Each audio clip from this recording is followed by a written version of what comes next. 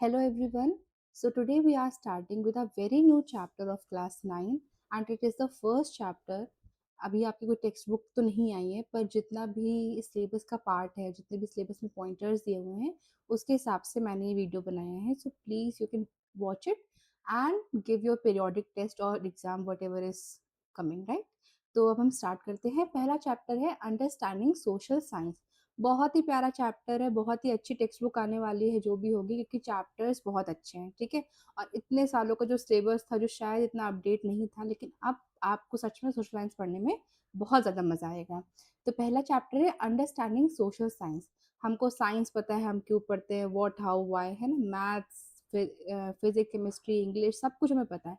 बस social science बन के हम क्या बनने वाले हैं या सोशल साइंस पढ़ना क्यों इम्पोर्टेंट है, ठीक है? देखिए बाकी सारे सब्जेक्ट्स आपका आईक्यू लेवल इंक्रीज करते हैं क्योंकि आपकी इंटेलिजेंस स्किल्स, आपकी रीजनिंग स्किल्स, ये सब आपका इंक्रीज होता है. But social science is one subject जो आपका ईक्यू बढ़ाता है, यानी कि इमोशनल कोशेंट बढ़ाता है, ठीक है? आपको डिसीजंस कैसे लेने हैं, डिसीजन मेकिंग कितनी फास्ट होगी, कितने स्टेक होल्डर्स आप उनको अपने डिसीजन में ला पा रहे हैं कि नहीं ला पा रहे हैं, ठीक है? या सिर्फ इंडिविजुअल होकर डिसीजन ले रहे हैं या पूरे कम्युनिटी का सोच के डिसीजन ले रहे हैं. कोई भी रिसोर्स है उसके डिप्लीशन की वजह से कंजर्वेशन मेजर्स क्या होंगे, ऐसा कुछ भी. तो उसके लिए हमको सोशल साइंस पढ़ना होता है, ठीक है? और सोशल साइंस बिलीव में बहुत अच्छा सब्जेक्ट है. बस ये गलत तरीके से पढ़ाया गया है तो इसलिए हम लोग को थोड़ी सी दिक्कत होती है, पर आई मेक श्योर कि मैं इसको अच्छे से पढ़ाऊँ और आप सबको सोशल साइंस पढ़ने में बहुत मजा आए. तो पहला हम इसका स्टार्ट करते हैं इस पिक्चर से जो आपको अपनी स्क्रीन पे दिख रहा होगा. A new metro for our city. बहुत सारे सिटीज में अब मेट्रो स्टेशन खुल रहे हैं, मेट्रो सिटी खुल रही है. मैं जहाँ रहती हूँ वहाँ भी कुछ साल पहले ही मेट्रो सिटी बनी है, वो डेवलप हुई है. तो इसके थ्रू हम समझेंगे कि हमारा सोशल साइंस किन किन पार्ट में डिवाइडेड है और हम उसमें किस किस एस्पेक्ट के बारे में पढ़ते हैं, ठीक है? तो अगर एक एरिया में न्यू मेट्रो खुली है, कोई मेट्रो स्टेशन डेवलप हो रहा है, कोई एयरपोर्ट डेवलप हो रहा है ना? वहाँ पे कैसे आसपास की चीज़ें बदलती हैं, ठीक है? कैसे वहाँ का कल्चर बदलता है. अब आपने देखा होगा जहाँ भी कहीं मेट्रो स्टेशन होते हैं उसके आसपास शॉपिंग कॉम्प्लेक्सेस ज़्यादा होते हैं, ठीक है? या फिर उसके आस-पास हम क्या देखते हैं, रिक्शा पुलर्स ज़्यादा होते हैं, है ना? तो ये सब क्या है? ये सब सोशल साइंस का ही पार्ट है ना? ये बस हमें लग रहा है कि ऐसे ही हो रहा है पर ऐसा कुछ नहीं है. ये सोशल साइंस का ही पार्ट है और social science only deals with people and institution, ठीक है? तो अगर हम इसमें क्या कि अगर इस पिक्चर में हिस्ट्री कहाँ से रिलेटेड है, तो आज अब जाके हे मेट्रो बनना स्टार्ट हुई है, मेट्रो स्टेशन डेवलप हो रहा है. पहले तो ऐसा नहीं था. पहले हो सकता है वहाँ पे कुछ भी ना हो, वहाँ पे नॉर्मल कोई बस स्टैंड रहा होगा, कोई नॉर्मल रेस्टोरेंट रहा होगा, है ना? तो ये वहाँ की हिस्ट्री है कि ट्रांसपोर्ट की हिस्ट्री क्या रही है. पहले हम लोग ने वॉक करना स्टार्ट करा, है ना? पहले तो हम 4 पैर पे चलते थे क्योंकि हम लोग एप्स थे. उसके बाद धीमे-धीमे हम 2 पैर पे आए, फिर धीमे-धीमे हमने व्हील का इन्वेंशन करा. उसके बाद बुल कार्ट्स आए, ये सब हुआ और उसके बाद रिक्शा आना स्टार्ट हुए, फिर मोटर व्हीकल स्टार्ट हुए और अब जाके हम क्या देख रहे हैं, मेट्रो व्हीकल्स और ईवी यानी कि इलेक्ट्रॉनिक व्हीकल्स आ रहे हैं. तो ये क्या है, एक हिस्ट्री है. हम पास्ट से सीख के और उसमें मॉडिफिकेशन कर करके आगे बढ़ रहे हैं, ठीक है? तो ये तो हुआ हिस्ट्री का पार्ट. हिस्ट्री डील करता है पास्ट इवेंट से और हमको हेल्प करता है उस एक्सपीरियंस से लर्न करने में कि अब आगे हमें क्या नहीं करना है और मॉडिफाई करके आगे हम क्या न्यू इन्वेंशंस ला सकते हैं. अब ज्योग्राफी भी बहुत इंपॉर्टेंट है किसी मेट्रो स्टेशन को ओपन करने के लिए. हम कहीं ऐसी जगह अगर मेट्रो खोल देंगे जहाँ पे पॉपुलेशन ही बहुत ज़्यादा नहीं है, है ना? तो मेट्रो स्टेशन में क्या होगा, भीड़ ही ज़्यादा नहीं आएगी तो बहुत ज़्यादा वहाँ पे रेवेन्यू कलेक्ट नहीं हो पाएगा. तो ये क्या अनप्रॉफिटेबल बिजनेस हो जाएगा, है ना? तो ज्योग्राफी भी बहुत इंपॉर्टेंट है. मेट्रो का पूरा मैप क्या रहेगा, किस स्टेशन पे जाके किस स्टेशन कहाँ पे वो रुकेगी, कितना लॉन्ग रूट रहेगा, कितना शॉर्ट रूट रहेगा, किस किस पार्ट की सिटी को वो कवर करेगी. तो इसमें हम ज्योग्राफी का समझते हैं. जैसे मैं लखनऊ में रहती हूँ तो लखनऊ की हिस्ट्री यही रही, जहाँ पे मेट्रो स्टेशन आज बन गए वहाँ पे मेजोरिटी रेस्टोरेंट्स ही थे, ठीक है? या फिर खाली एरिया था तो वहाँ पे मेट्रो स्टेशन बन के it's a part of history, right? And geography पूरा मैप का रूट हमारे मोबाइल फोन पे, वेबसाइट्स पे या फिर गूगल पे दिया हुआ है. इसको फॉलो करके हम आगे बढ़ सकते हैं. इवन मेट्रो के अंदर भी वो मैप्स इंक्लूड रहते हैं, ठीक है? अब है कि उस मेट्रो के कुछ रूल्स हैं. आपने मेट्रो के अंदर अगर बैठे हैं आप, तो आपने ज़रूर सुना होगा उसमें हमेशा अनाउंसमेंट होती रहती है कि वहाँ पे हम ग्राउंड पे नहीं बैठ सकते, हम कुछ खा नहीं सकते, हम कुछ पी नहीं सकते, हमें एक डिसिप्लिन मेंटेन करना है. तो ये लॉज़ कौन बना रहा है? इसकी लॉ बनाने की अथॉरिटी किसके पास है? और जिसके पास भी अथॉरिटी है, वो क्या सही से इसका इस्तेमाल कर रहा है कि नहीं कर रहा है? अब ये अनाउंसमेंट हो रहा है तो हमें कोई इतनी दिक्कत नहीं हो रही है. अभी अनाउंसमेंट ऐसा कुछ हो जाए कि इस वाले मेट्रो पे कोई भी ऐसा नहीं चढ़ेगा जिसने वेस्टर्न कपड़े नहीं पहने हैं, है ना? तो हमें पता है ये लॉ बिल्कुल भी एप्रोप्रिएट नहीं, अनजस्ट लॉ है और हम इसमें तुरंत रिवोल्ट करना स्टार्ट कर देंगे, हम हमारे अंदर तुरंत कंट्राडिक्शंस आने शुरू हो जाएँगे, ठीक है? तो it is a part of civics and political science. आपने इंस्टाग्राम रील में बहुत सिविक सेंस सुन लिया होगा, तो ये सिविक सेंस का बेसिक क्या है? ये बेसिक सोशल साइंस ही है, ठीक है? फिर है economics, economics is all about business and money, right? अब मेट्रो स्टेशंस खुले हैं, तो metro station is a big investment by a government और by an in private institution, है ना? तो कोई छोटा-मोटा इन्वेस्टमेंट तो है नहीं, करोड़ों रुपए लगेंगे मेट्रो स्टेशन खोलने में या फिर मेट्रोज़ को रन करवाने में। अब उसके लिए हमको टिकट्स का प्राइस रखना पड़ेगा, टिकट का प्राइस बहुत हाई हो गया, तो भी कोई नहीं बैठने आएगा और बहुत लो हो गया तो हमारा लॉस हो जाएगा। तो एक एप्रोप्रिएट लेवल रखना पड़ेगा हमको टिकट के प्राइसेज़ का भी, ठीक है? जिससे हमारा रेवेन्यू भी जनरेट अच्छे तरीके से होता रहे और एक प्रॉफिटेबल बिज़नेस हमेशा चलता रहे, ठीक है? तो this is all about economics, जिसमें हम देखते हैं कि कितने लॉन्ग रन में हम अपना इन्वेस्टमेंट को के रिटर्न्स अच्छे से पा सकते हैं और प्रॉफिटेबल रिटर्न्स पा सकते हैं, ठीक है? अब ये 4 ही सब्जेक्ट है जो आपको मेजॉरिटी 10 तक पढ़ने हैं, ठीक है? उसके बाद जो भी बच्चे ह्यूमैनिटीज़ लेते हैं या परस्यू करते हैं आर्ट्स को as a subject as their career, तो उनको और सब्जेक्ट्स पढ़ने पड़ते हैं, जैसे सोशियोलॉजी, एंथ्रोपोलॉजी, है ना? ये सब सब्जेक्ट भी ह्यूमैनिटीज़ में ही आते हैं, ठीक है? तो sociology is nothing, it is a study of society. Indian society भी हो सकती है, बाहर की भी सोसाइटी हो सकती है एंड मतलब एज़ अ होल सोसाइटी कैसे वर्क करती है, कैसे कल्चर वर्क करते हैं, कल्चर में क्या ऐसी प्रैक्टिसेस होंगी जो शायद कल्चर को आगे नहीं बढ़ने देंगी। तो वो सब हम क्या करते हैं सोशियोलॉजी पढ़ते हैं कि शेयर्ड आइडेंटिटी हमारी कैसे है ना? हम सब जैसे अगर हम जैसे किसी पर्टिकुलर सिटी में रह रहे हैं और किसी और सिटी के इंसान से मिलेंगे, तो हम उसको एज़ आवर सिटी इंट्रोड्यूस करवाएँगे, हम इस सिटी से हैं, है ना? पर अगर हम किसी फॉरेनर से मिलेंगे तो हम उससे कभी भी नहीं कहेंगे कि हम लखनऊ से हैं या हम दिल्ली से हैं, हम कोलकाता से हैं। हम उससे कैसे कहेंगे वी आर इंडियंस, राइट? तो we have a shared identity, collective identity, उसके बारे में हम सोशियोलॉजी में पढ़ते हैं। एंड एंथ्रोपोलॉजी में हिस्ट्री और थोड़ा-सा साइंस का भी इसमें पार्ट रहता है। वो अगर आप में से कोई परस्यू करेगा तो आप आगे पढ़ेंगी, but this is the overall idea of social science कि सोशल साइंस 2 वर्ड से मिलके बना है सोशल एंड साइंस। सोशल मतलब humans, everything related to humans, their family, their institution, their culture, their religion, है ना? तो ये सब सोशल का पार्ट है। साइंस का मतलब क्या है यहाँ पे? इसको कई बार स्टडीज़ ही बोला जाता है। पर साइंस का मतलब यहाँ पे क्या है? Science is anything which is evident, है ना? कि हमको दिख रहा है, इसका कुछ एविडेंस है। Anything is not a story, it should be backed by a particular evidence, है ना? कि फ्रेंच रेवोल्यूशन हुआ था, उसमें कुछ वॉर हुई थी, ये सब कहानियाँ नहीं है, इनके एविडेंस हैं कि इतने लोग सच में इन लोग की डेथ हुई थी या इतने लोग का सच में इन लोग की आर्मी थी या कुछ भी ऐसा एविडेंस होना चाहिए। एक पर्टिकुलर डेट, एक पर्टिकुलर टाइम, एक पर्टिकुलर सिटी, ये क्या है? ये एविडेंस है कि हाँ, ये सच है, ठीक है? तो इसको हम साइंस में ही पढ़ेंगे क्योंकि facts, evidence, it's all about science, right? इसीलिए हम इस सब्जेक्ट को सोशल साइंस कहते हैं कि सोशली भी पढ़ना पड़ेगा क्योंकि हमको क्या पढ़ना है? लोग के बारे में पढ़ना है और साइंस भी पढ़ना है और ज्योग्राफी तो बहुत सारा पार्ट साइंटिफिक ही है क्योंकि उसमें हम फोर्सेस के बारे में पढ़ते हैं, विंड के बारे में पढ़ते हैं, ओशन करंट्स के बारे में पढ़ते हैं, विंड मैकेनिज्म के बारे में पढ़ते हैं, सेल्स के बारे में पढ़ते हैं, एटमॉस्फेयर के बारे में पढ़ते हैं, जो आप ऑफ कोर्स साइंस में भी पढ़ते हैं, ठीक है? और उसमें कुछ पार्ट बायोलॉजी का भी आ जाता है जिसके सॉइल वगैरह, तो वो भी। तो it is completely a part of science as well, ठीक है? तो ऐसा कुछ डिफरेंशिएशन नहीं है, सिर्फ़ हमने डिफरेंशिएशन बना दिया है कि हर सब्जेक्ट को अलग-अलग पढ़ना है, पर सारे सब्जेक्ट में बहुत सारे इंटरलिंकेजेस है। आप आगे इकोनॉमिक्स पढ़ेंगे तो इकोनॉमिक्स से मैथ का बहुत इंटरलिंकेज है, वो आपको धीरे-धीरे आगे पता चलेगा, ठीक है? तो meaning of social science very easy, मैंने आपको सिमिट से बताने की कोशिश करी। Social science is the branch of knowledge that studies human beings, their behaviour, relationship, society, culture, institution का मतलब यहाँ पे institution is everything, our family, our school, college, government, private entities, ये सब इंस्टीट्यूशन है and interaction with the environment. Environment यहाँ पे क्या है? Environment is a part of geography, right? It help us understand how people live together, organise communities, make decision and solve social problems, ठीक है? अब आज हमारे यहाँ आस-पास कोई वेस्ट मैनेजमेंट का प्रॉब्लम आ जाए, तो इसको हम सोशली तो डील करेंगे, है ना? इसमें कोई हमें बहुत ज़्यादा इंटेलिजेंस होने की ज़रूरत नहीं है। We can deal with the basic social knowledge, right? अब हम आगे बढ़ते हैं और वही मैंने आपको जो भी बताया कि the term social refers to society and human relationship, while science refers to systematic and scientific study, right? Then it means social science is a systematic study of human society and social relationship, ठीक है? तो ये आप अपनी book में या फिर इसको नोट डाउन कर सकते हैं। आप इसको लिखेंगे तो आई एम श्योर आपको अच्छे मार्क्स मिलेंगे। अभी तो मैं ऐसे ही ये वीडियोज़ बना रही हूँ विदाउट एनी टेक्स्ट बुक, क्योंकि अब टेक्स्ट बुक का तो बहुत ज़्यादा वेट हम लोग नहीं कर सकते। But once text book will be there, I will make another video for that also, ठीक है? अब है स्कोप ऑफ सोशल साइंस, आपके सिलेबस का सेकंड पॉइंट जो दिया गया है, वो है स्कोप ऑफ सोशल साइंस। पहले तो हम पता करते हैं कि स्कोप का ही मतलब क्या होता है। अब तक आई एम श्योर आपने स्कोप एज़ अ वर्ड कहीं आपने किसी बुक में नहीं पढ़ा है। स्कोप मीन्स वास्टनेस, है ना?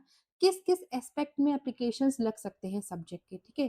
क्या इसका सब्जेक्ट मटेरियल है? क्या इसका कंटेंट है? क्या टॉपिक्स हम इस इसके अंदर पढ़ने वाले हैं? यही स्कोप है, ठीक है? जैसे सोशल का स्कोप बहुत वास्ट है। I am telling you everything under the sun is a part of social science, ठीक है? कुछ भी ऐसा नहीं है कि जो सोशल साइंस के अंदर है नहीं, ठीक है? सब कुछ ही सोशल साइंस से रिलेटेड है ना? तो सोशल साइंस का स्कोप बहुत एक्सट्रीम है, बहुत ब्रॉड है, बहुत डीप है, बहुत वास्ट है, ठीक है?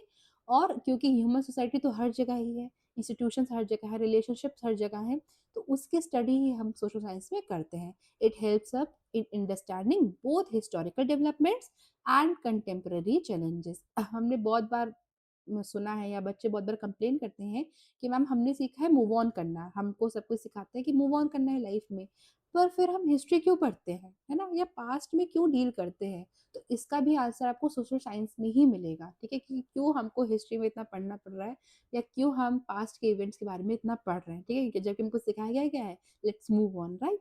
तो हमको इस बारे में पढ़ना है। और क्योंकि अब हमारी प्रॉब्लम सिर्फ कंट्री स्पेसिफिक नहीं रह गई हैं, terrorism, climate change, biodiversity conservation, ये सब ऐसे ही चैलेंजेस हैं जो एक कंट्री अकेले डील नहीं कर सकती। इसमें हमें ग्लोबल कोऑपरेशन चाहिए।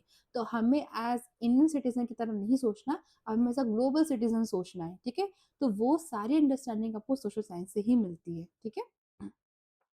अब है इसके 4 ब्रॉड पार्ट्स हैं, वैसे तो इसके 4 पार्ट्स अलग-अलग हैं और आपको सारे पार्ट्स डीप में पढ़ने हैं, सबका स्कोप, सबके इंटर रिलेशंस, पर ये आपको नॉर्मली बताया गया है, जो आपका 3 या 4 मार्क का आंसर है, तो आप उसमें लिख सकते हैं कि history is what dealing with past event and studying their impact and what are the relation with the present events, right?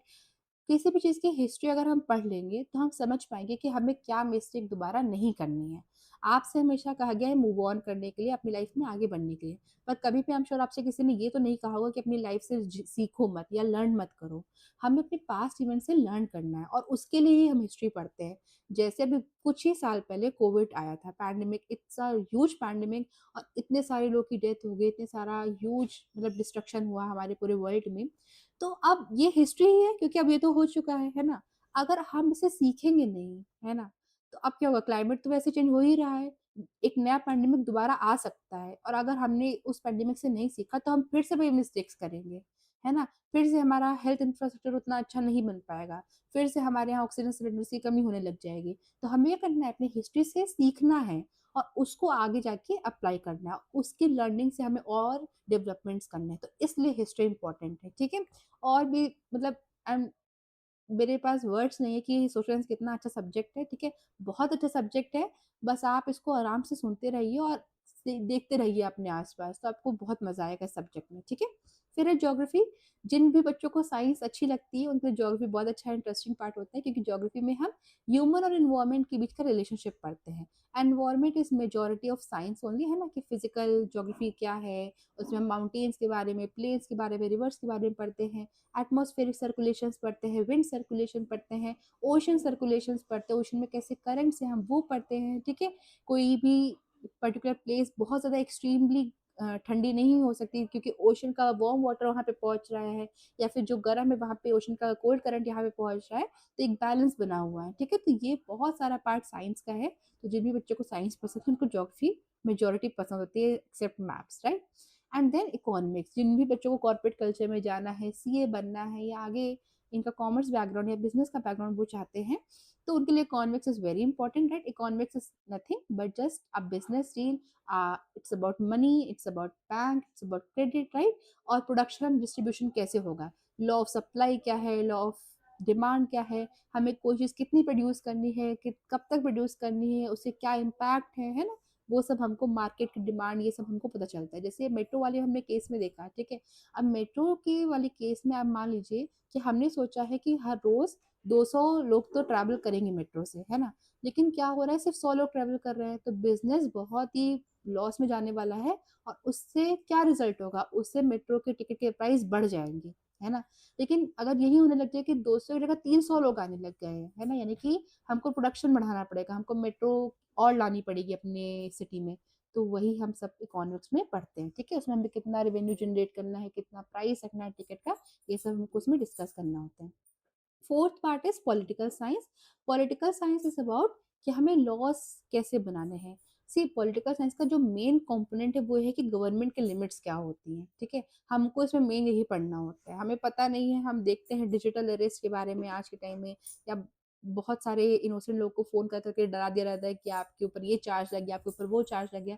पर अगर उन्हें बेसिक राइट्स अपने पता होंगे, बेसिक ड्यूटीज पता होंगी, गवर्नमेंट की लिमिट्स पता होंगी, तो शायद वो इतना जल्दी इन बातों में नहीं आएंगे और अपने मनी को, अपने रिसोर्सेज को बचा पाएंगे, ठीक है? तो as a Indian citizen, as a global citizen, हम सबको अपने राइट्स, स्पेशली अपनी ड्यूटीज पता होनी चाहिए, और ये भी पता होना चाहिए कि गवर्नमेंट की लिमिट्स क्या है, ठीक है? हम लोग को लगता है government are our parent, no, government are our servant, exactly right. हम उनको चूज कर रहे हैं, हमारे लिए वो काम कर रहे हैं, है ना? तो अगर हमको ये बात पता चलेगी ना, तो हमारा जो ये कल्चर है ना कि लीडर्स को बहुत ज़्यादा इम्पोर्टेंस इससे देना, क्योंकि वो गवर्नमेंट का पार्ट है, वो थोड़ा कम हो जाएगा और हम अपने आप को ज़्यादा प्रायोरिटाइज कर पाएंगे और अच्छे डिसीजंस ले पाएंगे, अच्छे से वोट कर पाएंगे, ठीक है? जो कि बहुत इंपॉर्टेंट है आज के टाइम में। अब इसमें आपको चारों सब्जेक्ट के बारे में पढ़ना है कि सब्जेक्ट कंटेंट क्या है, इंटर रिलेशंस क्या है, और कैसे वो इम्पोर्टेंट है आज की लाइफ में। पर इस वीडियो में मैं आपको दो ही सब्जेक्ट पढ़ाऊंगी, हिस्ट्री और I think one is more, geography, right. तो हिस्ट्री एंड ज्योग्राफी हम इसमें कवर करेंगे, एंड पॉलिटिकल साइंस इकोनॉमिक्स का हम सेकंड पार्ट करेंगे और बाकी पार्ट भी उसमें कवर करेंगे। तो लेट्स स्टार्ट। हिस्ट्री, जैसा मैंने आपको बताया, पास्ट इवेंट्स के बारे में पढ़ना है हमें, सोसाइटीज के बारे में पढ़ना है, सिविलाइजेशन के बारे में पढ़ना है। अब क्यों पढ़ना है, ठीक है? मैं आपको, आपका शायद इसी जो आपका न्यू टेक्स्ट बुक आई है, इसमें आपको इंडस वैली सिविलाइजेशन के बारे में पढ़ाया जाएगा मेरे हिसाब से, ठीक है? या फिर आपने इसको सिक्स में भी पढ़ा होगा, है ना?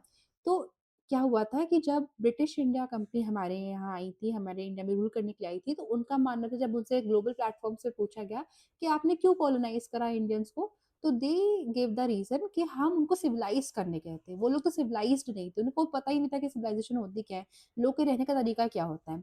पर जब इंडस वैली सिविलाइजेशन, जो कि 4500 ईयर्स पुरानी है, जब उसके एविडेंस सामने आए, तो हमें क्या पता चला कि हमसे तो सिविलाइज तो कोई और था ही नहीं, है ना? हमने उस समय ही इतना हाइजीन को लेके मेंटेनेंस कर रखा था, उस समय ही इतना प्रॉपर इंफ्रास्ट्रक्चर, इतने प्रॉपर बिल्डिंग्स, इतने प्रॉपर ग्रैंडरीज बने हुए थे। जब लोगों को बिजनेस के बारे में पता नहीं था, तब से हम लोग बिजनेस कर रहे हैं, ठीक है? तो अपने हिस्ट्री के बारे में पता जितना हमें होगा, उतना ज्यादा पॉसिबिलिटी है कि हम और लोगों से फूल कम बने, और लोगों को कम फूल बना पाए, ठीक है? और प्लस इसमें लर्निंग्स वाली बात भी है कि जितना हम हिस्ट्री पढ़ते हैं, हमें पता रहता है कि आगे हमें क्या नहीं करना है और क्या करना है। जैसे पहले जो आपका 9th में पार्ट था, फ्रेंच रेवोल्यूशन एक चैप्टर था, जिसमें ये बात कही थी कि जिसका ये मेन लेसन क्या था? मेन लेसन ये था कि अगर पावर एक्विजिशन ज़्यादा हो जाएगा, पावर एक्यूमुलेशन सिर्फ कुछ लोग के हाथ में रहेगा, ओनली इन फ्यू हैंड्स, तो हमेशा रिवोल्ट क्रिएट होने के चांसेस रहेंगे, हमेशा सिविल वॉर होने का चांसेस रहेगा। इसीलिए आज हम देखते हैं कि मेजॉरिटी कंट्रीज में पावर एक्यूमुलेट नहीं हो पाता। स्पेशली हमारी कंट्री में कौन सा प्रोविजन चल रहा है ना? हमारी कंट्री में पावर शेयरिंग चलती है, राइट? फेडरलिज्म स्ट्रक्चर्स चलते हैं, जिसकी वजह से पावर किसी एक के पास पूरी तरह से अक्यूमुलेट नहीं है। हर कोई किसी ना किसी को अकाउंटेबल है, हर कोई किसी ना किसी को अकाउंटेबिलिटी लेके चलता है। कोई भी सुप्रीम नहीं है हमारे इंडिया में, राइट? कि हम ये सबसे सीनियर है, इनसे सीनियर तो कोई और है ही नहीं। हर किसी के अपने अपने एस्पेक्ट्स है, हर किसी के अपने अपने एरियाज है काम करने के, ठीक है? तो ये हमने वहीं से सीखा है, राइट? अब जो भी कंट्री इसको नहीं सीखेगी, उसमें क्या होगा? उसमें हम देखिए ना आजकल क्या हो रहा है, सिविल वॉर किसी कंट्री में होना, है ना? कूप हो जाना किसी कंट्री में, कूप है समथिंग जहाँ पे आर्मी ही पूरा तख्ता पलट कर देती है और आर्मी पूरा कंट्रोल कर लेती है। श्रीलंका, बांग्लादेश में हम देख रहे हैं सिचुएशन कैसी हो रही है, ठीक है? तो अगर हिस्ट्री से हम सही से सीख लेंगे, तो इसका बहुत अच्छा चांसेस होने वाले हैं कि हम अपने लाइफ में कम गलतियां करेंगे, और एज अ कंट्री और एज अ ग्लोबल सिटीजन हम अच्छे से इवॉल्व कर पाएंगे, ठीक है? अब है कि स्कोप ऑफ हिस्ट्री क्या है, तो हिस्ट्री को भी अलग अलग सब्जेक्ट के साथ अलग अलग तरीके से पढ़ा जाता है। पहला है पॉलिटिकल हिस्ट्री, हम मेजोरिटी पॉलिटिकल हिस्ट्री से ही डील करते हैं, ठीक है? हम सबसे पहले यही तो पढ़ते हैं कि राजा कहाँ रूल करता था, कैसे रूल करता था, या फिर उसकी क्या पॉलिसीज थी, क्या पॉलिसीज उसको अच्छा राजा बनने दिया, कि जिस राजा की पॉलिसी खराब रहती है वो राजा अचानक से हट जाता है, या उसको कोई मार देता है, या ऐसा कुछ हो जाता है, ठीक है? तो the rise and decline of modern empire, freedom movement, ये सब पॉलिटिकल साइंस के बारे में ही हिस्ट्री से रिलेटेड होता है। सी, हिस्ट्री में अगर पॉलिटिकल साइंस नहीं होगा, तो it's more a literature only, है ना? जैसे स्टोरीज़ हैं, जो आपने बहुत मुझे लगता है मतलब एक्सपीरियंस करा होगा कि मैम हिस्ट्री तो सिर्फ़ हमको स्टोरी लगती है कि ये सिर्फ़ स्टोरी है सुन के खत्म करो, नहीं ऐसा कुछ नहीं है। History is compiled with political science, और पॉलिटिकल साइंस में अगर हिस्ट्री नहीं होगी, तो वो सिर्फ़ फैक्ट बन जाएगा, है ना? So anything any history which lakhs political science is mayor literature, right? Literature की तरह वो काम करने लगता है, उसका कोई सेंस नहीं बन जाता। लेकिन पॉलिटिकल साइंस के साथ जब हम उसको देखते हैं, तो हमको समझ में आता है कि एज़ अ गवर्नमेंट हमें क्या पॉलिसीज़ बनानी चाहिए और क्या पॉलिसीज़ नहीं। जैसे अशोका द ग्रेट के टाइम पीरियड में जब उन्होंने एक वॉर जीत ली थी, पर वॉर जीतने के बाद उन्होंने जब ये देखा कि डिस्ट्रक्शन कितना हुआ दोनों ही पार्टीज़ को, भले ही मैंने वॉर जीती पर मेरी भी पब्लिक कितनी डिस्टर्ब हुई है, कितने रिसोर्सेज़ हमारे खराब हुए हैं। तो उन्होंने तब से क्या डिसाइड करा कि अब से नो वॉर, हमारे किंगडम में कोई भी वॉर नहीं होगी, है ना? तो ये वो पहले ऐसे किंग थे जिन्होंने एक वॉर जीतने के बाद डिसाइड करा कि वो वॉर नहीं करेंगे, वरना तो हमारा ईगो और बढ़ जाता है वॉर जीतने के बाद कि अब तो हम और वॉर करेंगे, पर हम उनसे ही लेसन ले सकते हैं, ठीक है? तो ये पॉलिटिकल साइंस का हिस्ट्री हो गया। अब है social history. Social history India की बहुत, मैं कहूँगी, अच्छी नहीं रही है।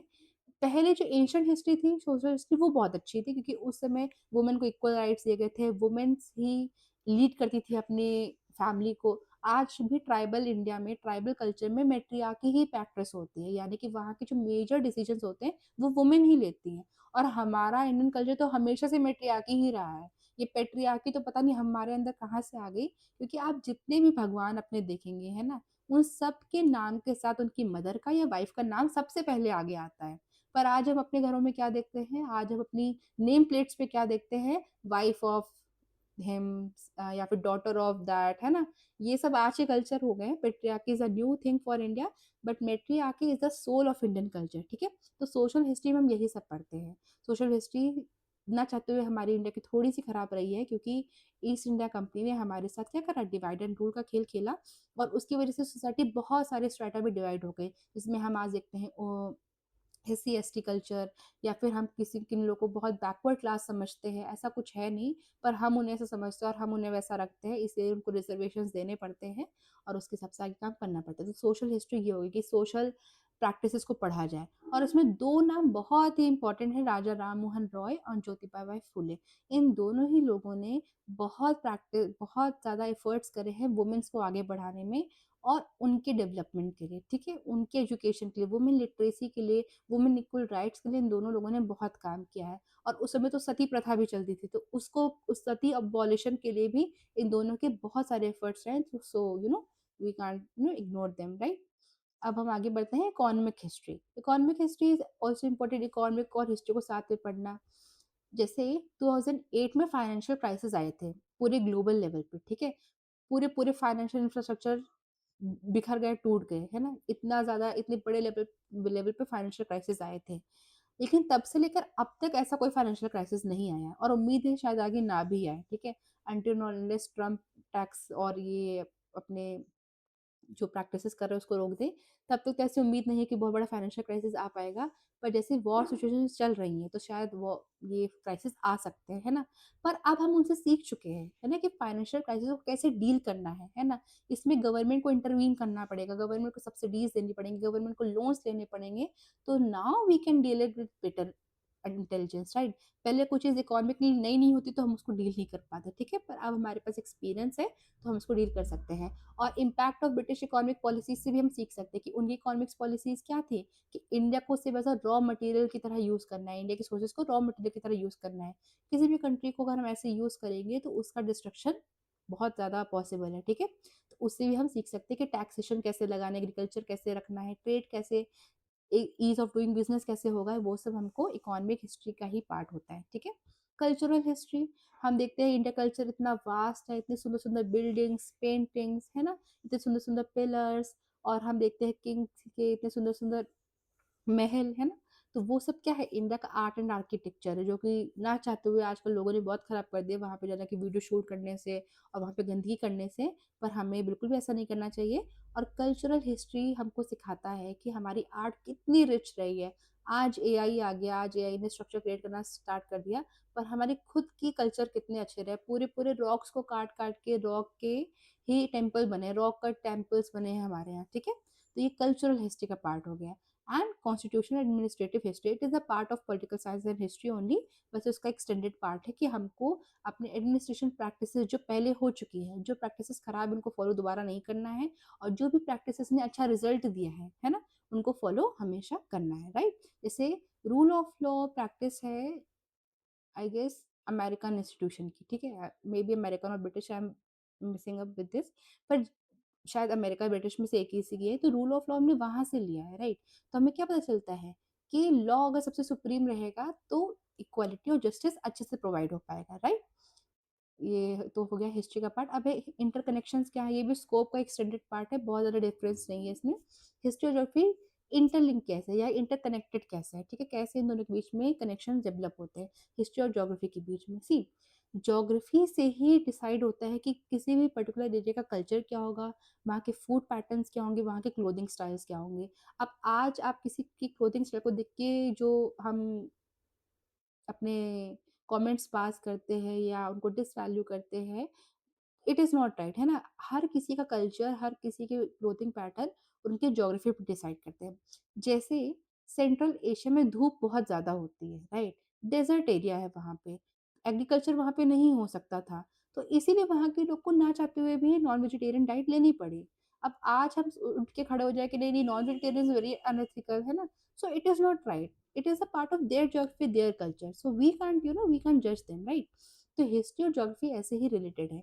और हमने हमेशा से हिस्ट्री में देखा है कि जो भी सिविलाइजेशंस होंगे या ह्यूमन सेटलमेंट्स होंगे, वो हमेशा एक रिवर के पास ही होते हैं। रिवर के पास क्यों होते हैं? क्योंकि river is a good source of fresh water and it provides a fertile soil, है ना, जिसमें हम एग्रीकल्चर अच्छे से कर पाए। और क्योंकि रिवर है तो रिवर से ट्रांसपोर्टेशन भी कर सकते हैं, एक सिटी से दूसरी सिटी जा सकते हैं आराम से, तो उसके लिए भी, ठीक है, तो history and geography are closely linked, right. Second is history and political science, मैंने आपको पहले ही बताया कि हिस्ट्री और पॉलिटिकल साइंस का बहुत इंपॉर्टेंट लिंकेज है, क्योंकि पॉलिटिकल साइंस सिर्फ एक फैक्चुअल बेसिस बन जाएगा अगर हम उसमें हिस्ट्री नहीं पढ़ेंगे, ठीक है। Power sharing, federalism is everything about history, right. जैसे हमने इंडियन कॉन्स्टिट्यूशन में पढ़ा, अब ब्रिटिश रूल भले ही हमारी कंट्री के लिए बहुत ज़्यादा बेनिफिशियल नहीं रहा, सबसे ज़्यादा हमारे लिए सबसे डिसएडवांटेजेस ही रहा है हमारी हिस्ट्री के लिए वो, लेकिन अगर वो नहीं होता तो इंडियन कॉन्स्टिट्यूशन जो इतना अच्छा constitution, one of the finest constitution है हमारा, वो भी नहीं बन पाता, ठीक है। ब्रिटिश टाइम के कुछ एक्ट्स भी हमारे इंडियन कॉन्स्टिट्यूशन में इनकलकेटेड है ना, उस समय की भी कुछ चीज हमारे इंडियन कॉन्स्टिट्यूशन का पार्ट है, right. And history and economic, जो कि मैंने आपको बताया कि इकोनॉमिक कंडीशन हिस्टोरिकल इवेंट्स को शेप करती है। इकोनॉमिकली ही लोग परेशान होके ही रिवोल्ट करना स्टार्ट करते हैं, राइट। फ्रेंच रेवोल्यूशन हो, फ्रीडम मूवमेंट हो, या ऐसा कोई भी जो हमने बिग लेवल की वॉर देखी है, वो उसका बेस इकोनॉमिक्स ही रहा है। कहीं भी इकोनॉमिक्स की वजह से लोग को ज़्यादा टैक्स पे करना पड़ रहा है, लोग परेशान ज़्यादा हो रहे हैं, लोग अपने प्रॉफिट जनरेट नहीं कर पा रहे हैं, ठीक है, या कस्टम ड्यूटी ज़्यादा लग रही है, बिजनेस प्रॉफिटेबल नहीं हो पा रहा है, या मेजरमेंट का इशू आ रहा है, किसी एरिया में 1 सेंटीमीटर का मतलब कुछ और है, किसी एरिया में 1 सेंटीमीटर का मतलब कुछ और है, तो ये ही कंडीशंस क्रिएट करती हैं वॉर सिचुएशंस या फिर कॉन्फ्लिक्ट सिचुएशन। तो उससे भी हम ऑफ कोर्स सीख सकते हैं। Social science is all about learning only, right. अब है इम्पोर्टेंस क्या है हिस्ट्री पढ़ने की, जैसे कि मैंने आपको बताया, मूव ऑन करना है, पर अपनी लर्निंग्स को साथ लेके चलना है, दोबारा से वो गलतियां करने से हमें बचना है। जैसे आप भी किसी एग्जाम की प्रिपरेशन करते हैं या किसी सब्जेक्ट की प्रिपरेशन करते हैं, अगर आपके मार्क्स कम भी आ गए, आपको उससे मूव ऑन करना है, पर आपको याद रखना है कि आपने क्या मिस्टेक्स करी थी, आप उससे मूव ऑन मत करिए, उसको साथ रख के अपना आगे अच्छा परफॉर्म करने की कोशिश करना है। Critical thinking and analytical ability, ठीक है, हमें लोग को लगता है कि सिर्फ साइंस में ऐसा होता है, पर ऐसा कुछ नहीं है। ऐसे सब्जेक्ट्स पढ़ के, हिस्ट्री जैसे सब्जेक्ट पढ़ के हमको पता, हम अपनी डिसीजन मेकिंग को बहुत अच्छा कर सकते हैं कि हमें आगे कौन से decision specially at a higher level नहीं लेने। जब हमारे पास पोजीशन आ जाती है, पावर आ जाती है, तो पावर अथॉरिटी में आके हमें कैसे डिसीजंस लेने हैं और कैसे डिसीजंस नहीं लेने हैं। अपनी कल्चरल हेरिटेज और नेशनल आइडेंटिटी को प्रिजर्व करने के लिए हम हिस्ट्री ही पढ़ते हैं, right. Provide lesson from past successes and failures, है कि कौन सी ऐसी प्रैक्टिसेस थी जिसने किसी किंग को एक्सट्रीम सक्सेस प्रोवाइड करी। जैसे मुगल एम्पायर में हमने बहुत सारे किंग्स के बारे में पढ़ा है, पर Akbar is one such king जिसके बारे में आज भी हम इतना इंस्पिरेशन लेते हैं, और आज भी मूवी सीरियल सिर्फ अकबर के लिए ही बनते हैं, और किसी मुगल एम्पायर के लिए क्यों नहीं बनते, बिकॉज अकबर की रिलीजियस टॉलरेंस बहुत अच्छी पॉलिसीज थी, वो रिलीजियस को टॉलरेट कर पाता था। उन्होंने कभी भी ऐसा नहीं करा कि उनके किंगडम में कोई और रिलीजन फॉलो नहीं होगा। इवन उन्होंने अपनी मैरिज के बाद, जोधा के मैरिज के बाद हिंदू कल्चर को प्रमोट भी किया, है ना? उनको हमेशा आराम से रहने दिया। तो रिलीजियस टॉलरेंस की वज़ह से वो इतने पॉपुलर थे, है ना? अपनी टॉलरेंस पॉलिसीज़ की वज़ह से वो इतने पॉपुलर थे और आज भी हम उनकी सक्सेस देखते हैं और आज भी हम अपने कंट्री में सेक्युलरिज़्म के प्रोविज़न से उसको फ़ॉलो करते हैं, राइट? और फेलियर से भी, है ना? उनके ही आगे वाली जनरेशन्स ने क्या करा? बिल्कुल एक्सट्रीमली इंटॉलरेंट हो गए। बिल्कुल भी कोई भी रीजन को अपने किंगडम में चलने ही नहीं दे रहे until unless it's Mughal related, right? तो उससे क्या हुआ? बहुत जल्दी फेलियर हो गया उनका किंगडम और ईस्ट इंडिया कंपनी भी फिर आ गई और उन्होंने पूरा एम्पायर ही अपने हाथ में ले लिया, राइट? प्रमोट्स इन्फॉर्म्ड सिटीजनशिप, ये सिर्फ हिस्ट्री का पार्ट नहीं है, ये पूरे सोशल साइंस का ही मोटिव है कि आपको एक इन्फॉर्म सिटीजन बना दिया जाए। आपके राइट्स क्या है, आपके ड्यूटीज क्या है, आपको कोई जल्दी बेवकूफ़ ना बना पाए, राइट? जो भी पढ़ा लिखा होगा उसको कोई भी वैसे भी बेवकूफ़ नहीं बना सकता। पर अगर आपको राइट्स और ड्यूटीज अपने पता होंगे, लिमिट्स पता होंगी गवर्नमेंट की, पुलिस की, तो आप अच्छे से सिटीजन बन पाएंगे और अपनी ड्यूटीज को बेटर एग्जीक्यूट कर पाएंगे, ठीक है? यहाँ पे छोटा सा कोड भी दिया है, the more you know about the past the better prepared you are for the future. जितना आप अपने पास्ट के बारे में अच्छे तरीके से जानेंगे, उतना ही फ्यूचर में आप बेटर परफॉर्म करेंगे और आगे बढ़ेंगे, ठीक है? अब हम नेक्स्ट पार्ट पे आते हैं, ज्योग्राफी, राइट? तो ज्योग्राफी, जैसे कि मैंने को बताया कि इसका इंटर रिलेशन साइंस और इन्वायरमेंट से बहुत ज़्यादा है, कि हम देख रहे हैं टेक्नोलॉजीज अब बढ़ती जा रही है, क्लीन टेक्नोलॉजीज का टाइम आ गया है ना, जिससे हम टेक्नोलॉजी भी आगे बढ़ाएं पर एमिशंस हमारे अच्छे हों, है ना? एमिशंस में मान लीजिए वाटर एमिट हो रहा है या ऑक्सीजन एमिट हो रही है तो हमको ज़्यादा दिक्कत नहीं होगी, राइट? तो geography is the study of earth as the home of human kind, यानी कि हम इसमें अर्थ के बारे में पढ़ते हैं। अर्थ के ऊपर, अर्थ के नीचे, अर्थ का पानी, अर्थ के लैंड, अर्थ का सब कुछ हम ज्योग्राफी में पढ़ते हैं। अर्थ पे रहने वाले लोग, अर्थ पे रहने वाली ह्यूमन सेटलमेंट्स, इस सब का हम लोग नॉलेज ज्योग्राफी में ही लेते हैं। तो geography help us understand the earth, it's physical features, the relationship between human and human environment, right? It examines both natural features like mountain, valleys, plain, plateau, है ना? और it also interact with human forces like population, agriculture, settlement, industries, minerals, है ना? इन सब को भी लेके हम ज्योग्राफी में पढ़ते हैं। इसलिए ज्योग्राफी मेनली 2 पार्ट में डिवाइड होती है, physical geography and human geography. आगे जो भी बच्चा 11th-12th में लेता है ज्योग्राफी एज़ अ सब्जेक्ट, उनको फिजिकल ज्योग्राफी और ह्यूमन ज्योग्राफी दोनों पढ़नी पड़ती है, ठीक है? तो स्कोप क्या है? वही फिजिकल ज्योग्राफी, जिसमें हम फिजिकली चीज़ों के बारे में पढ़ रहे हैं। लैंड फॉर्म्स कैसे हैं, क्लाइमेट कैसा है, रिवर्स कैसे फ्लो कर रही हैं, सॉइल हर जगह कैसे है, मिनरल पार्टिकल्स कैसे हैं, नेचुरल रिसोर्सेज किस तरह से काम कर रहे हैं, इन सब के बारे में हम फिजिकल ज्योग्राफी में पढ़ते हैं।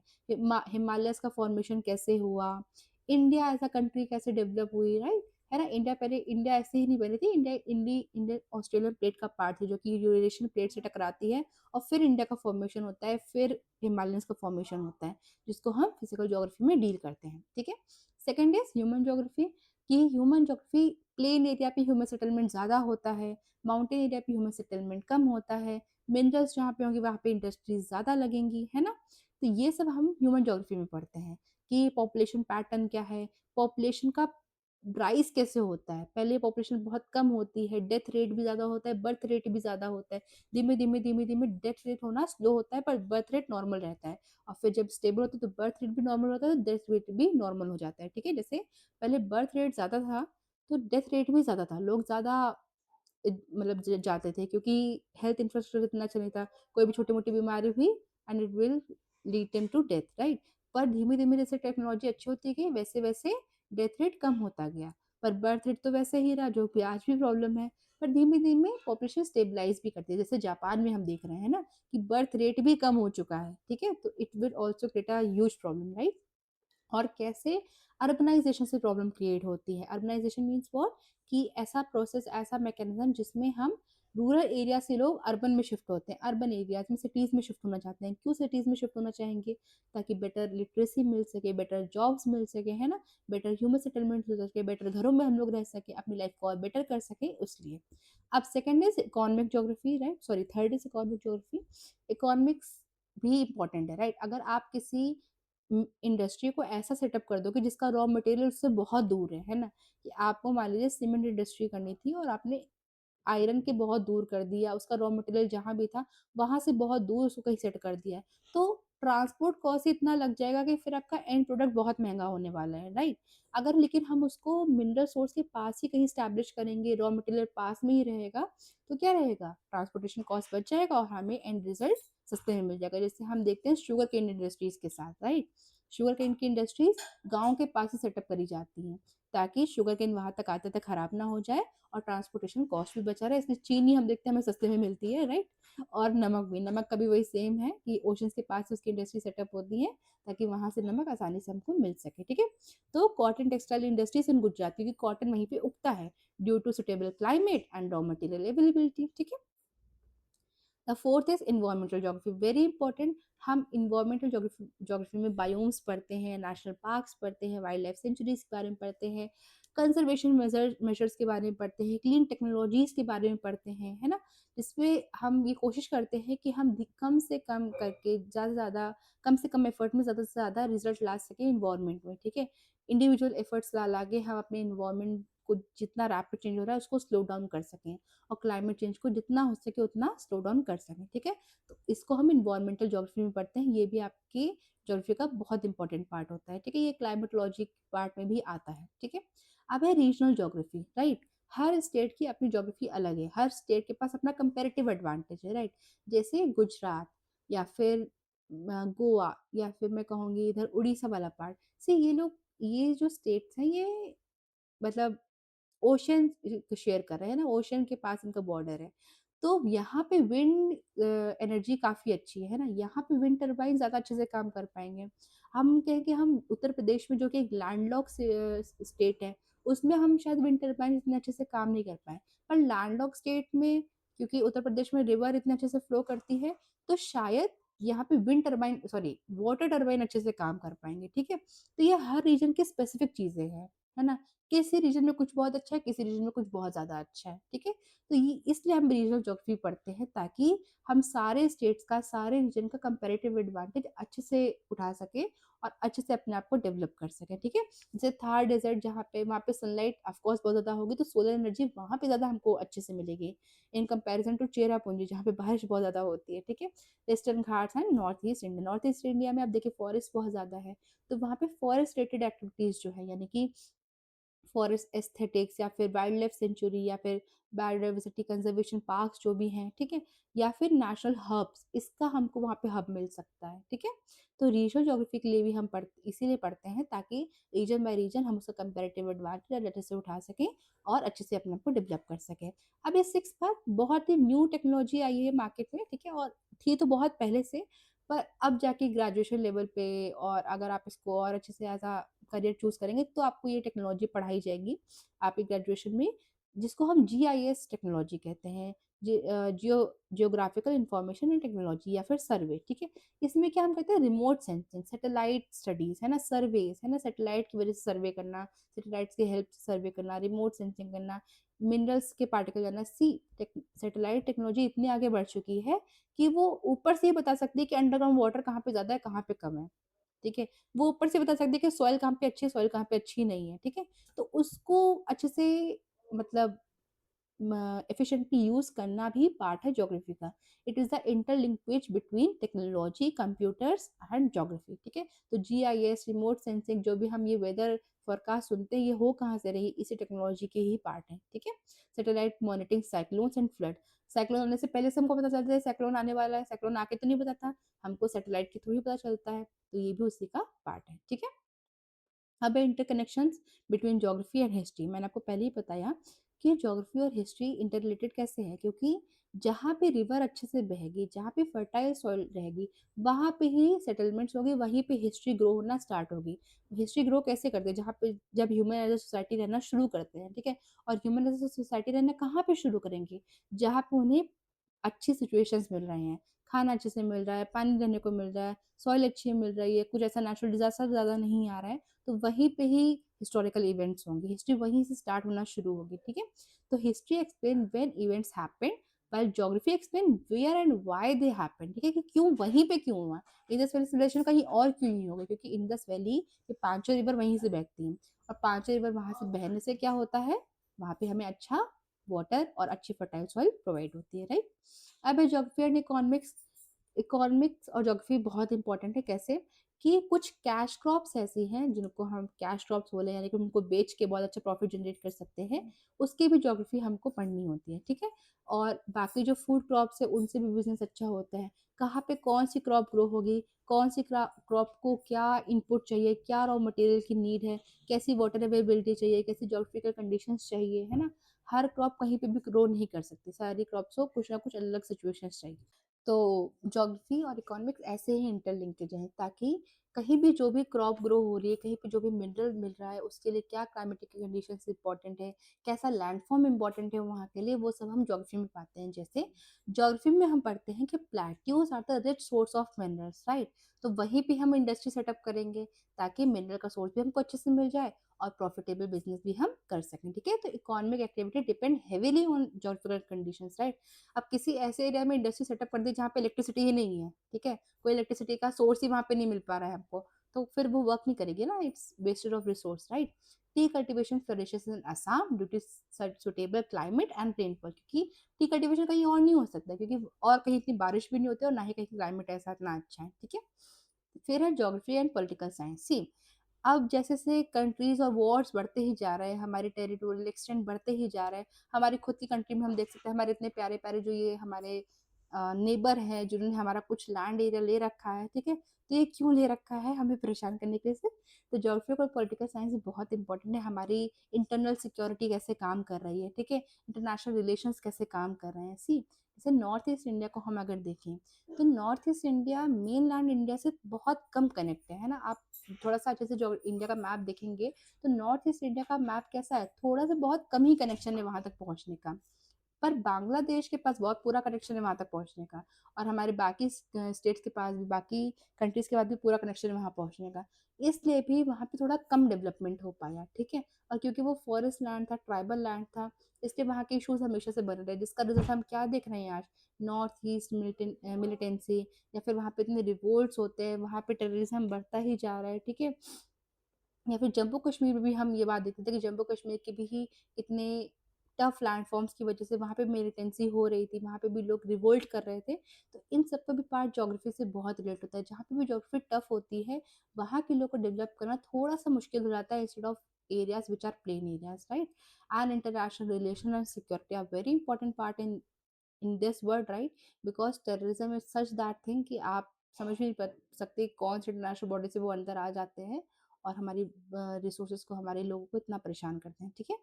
तो geographical factor influence political boundaries, जितनी ज़्यादा बाउंड्रीज हमारी फैली हुई रहेंगी, हमें उतनी तकलीफ होने वाली है। जैसे हमारी तो बहुत ही ज़्यादा फैली हुई है, हमारे नेबर्स तो बहुत अच्छे हैं ही, ठीक है? ऊपर से हमारा पेनिनसुलर पार्ट पूरा ओशियन से ड्रिवन है, तो बाहर से शिप्स का आना, इवन ब्रिटिश इंडिया भी हमारे यहाँ शिप से ही आई थी, ठीक है? पहले वो हमारे यहाँ गोवा वाले पार्ट में ही आए थे, और फिर बंगाल, और फिर उन्होंने देखा हमने कि कैसे हमारे पूरे इंडिया को उन्होंने अपना कॉलोनी बना लिया, और हमें कितना ज़्यादा परेशान करा, और कितना ज़्यादा हमारे लोगों को, हमारे फ्रीडम फाइटर्स को उनके साथ वॉयलेंस करा, राइट? तो geography factor influence political boundaries, security and international relation, India strategic location in the Indian ocean, right? ये एडवांटेज भी है हमारे लिए कि हमारा ही सिर्फ इतना अच्छा कंट्री है जो इतना डीप पेनिट्रेट करा है एक ओशन में।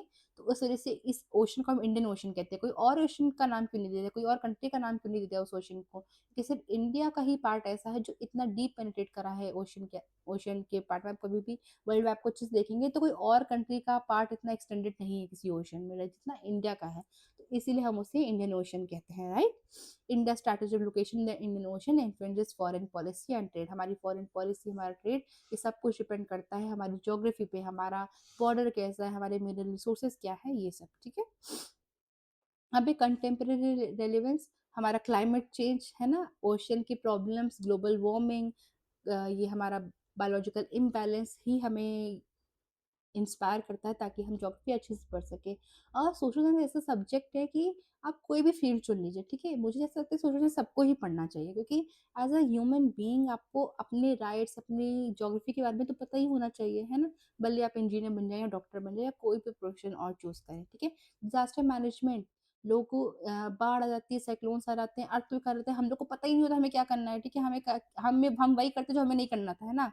अंदर ही रहते हैं घर के, ठीक है? दब जाते हैं या फिर जब भी कोई ऐसा कहीं आग लग जाती है तो हमें कुछ पता ही नहीं रहता, हमने तो उस बारे में पढ़ा नहीं है, राइट? ये जो ये सब्जेक्ट पढ़ाने लगे तो हमने सही से पढ़े नहीं अपने स्कूल टाइम में, सिर्फ रट-रट के मार्क्स लेकर आए हैं, तो वो नहीं करना है, अच्छे से पढ़ना है, ठीक है? Sustainable development and resource conservation, sustainable development means what? कि हमें ऐसा डेवलपमेंट करना है जिसमें हमारी आज की नीड्स भी फुलफिल हो जाए और हमारे आगे आने वाली जनरेशंस जो हैं, जो कि बहुत अच्छा डेमोग्राफिक डिविडेंड है हमारी कंट्री के लिए, वो भी इसको रिसोर्सेज को यूज़ कर पाएँ। जो आज हम देख रहे हैं ना इनिशिएटिव सोलर पैनल्स या फिर इलेक्ट्रॉनिक व्हीकल्स, ये इसीलिए है, ये सस्टेनेबल डेवलपमेंट का ही पार्ट है, क्योंकि ताकि हम आज भी अपनी नीड्स पूरी कर पाएँ, आज भी हम इलेक्ट्रॉनिक व्हीकल से भी ट्रैवल कर सकते हैं और इससे हम क्या करेंगे, पेट्रोल भी कंज़र्व कर लेंगे, जो हमारी आगे वाली जनरेशन भी यूज़ कर पाए, ठीक है? Urban planning and smart cities very important part. हम देखते हैं हमारी अर्बन प्लानिंग कैसे है, कहीं भी कोई भी गली कट गई है, कहीं भी कोई भी चौराहा बन गया है, कहीं भी कोई भी पुल है, कोई टूट गया, कोई रह गया, ये अर्बन प्लानिंग सही ना होने का ही नतीजा है। इसीलिए स्मार्ट सिटीज़ इनिशिएटिव गवर्नमेंट्स लेकर आती है, जिसमें सिटीज़ पहले से ही एडवांस में प्लान कर जाती है, फिर डेवलप होना स्टार्ट होती हैं। हमारे साथ पहले उल्टा हो गया, अब डेवलप पहले हो गई, प्लान बाद में हुआ। पर अब क्या होता है, जो भी सिटीज़ डेवलप हो रही है, उसमें प्लानिंग पहले होती है कि कौन-सा रोड कैसे होगा, कौन-सा डिपार्टमेंट कहाँ पर होगा, बीच में घर होंगे, किन कॉर्नर में घर होंगे, कैसे कौन-सी रोड कहाँ से इंटरलिंक होगी, तो ये सब पार्ट। जैसे Chandigarh is one such city, right? And water security and food security. See water and food both are finite resources, right? Infinite चीज़ें नहीं हैं ये। तो इनका एफिशिएंट यूज़ करना ही, इनका प्रॉपर यूज़ करना ही नीड ऑफ एन आवर है। तो हमको इसके इन सब के सब्जेक्ट के रिलेटेड बारे में भी ज्योग्राफी में हम पढ़ते हैं। इसका एग्जांपल क्या है? जीआईएस टेक्नोलॉजी, जो मैंने आपको बताया, जो रिमोट सेंसिंग और वेदर फोरकास्टिंग में यूज़ होता है, रिसोर्स एक्सप्लोरेशन में यूज़ होता है, अंडरग्राउंड वाटर डेवलपमेंट के लिए यूज़ होता है, satellite technology are increasingly used for disaster forecasting, क्योंकि साइक्लोन आने वाला है, फ्लड आने वाले हैं, डिजास्टर फोरकास्टिंग इसमें आराम से हम कर सकते हैं। सी अर्थक्वेक को हम ज़्यादा फोरकास्ट कर नहीं सकते, पर ये फ्लड सिचुएशन, ज़्यादा बारिश की सिचुएशन या फिर साइक्लोनिक सिचुएशंस हम आराम से फोरकास्ट कर सकते हैं, ताकि हम बेटर रिसोर्स मैनेजमेंट कर पाएँ, अपने ह्यूमन रिसोर्सेज़ को बचा पाएँ और अपने इंफ्रास्ट्रक्चर को वैसा बिल्ड कर पाएँ, जो इन डिज़ास्टर्स में खराब ना हो जाए, राइट? ऐसा इंफ्रास्ट्रक्चर बिल्ड करें, जो इन डिज़ास्टर्स को या तो कम कर दे या तो इनको सह ले, ठीक है? तो इस वीडियो को यहीं पे एंड करते हैं। सेकंड पार्ट में हम पॉलिटिकल साइंस और इकोनॉमिक्स पढ़ेंगे, ठीक है? फिर और इसका इनर पर्सपेक्टिव भी उसी का पार्ट में कंप्लीट करने की ट्राई करेंगे। So let's end here and take care, bye.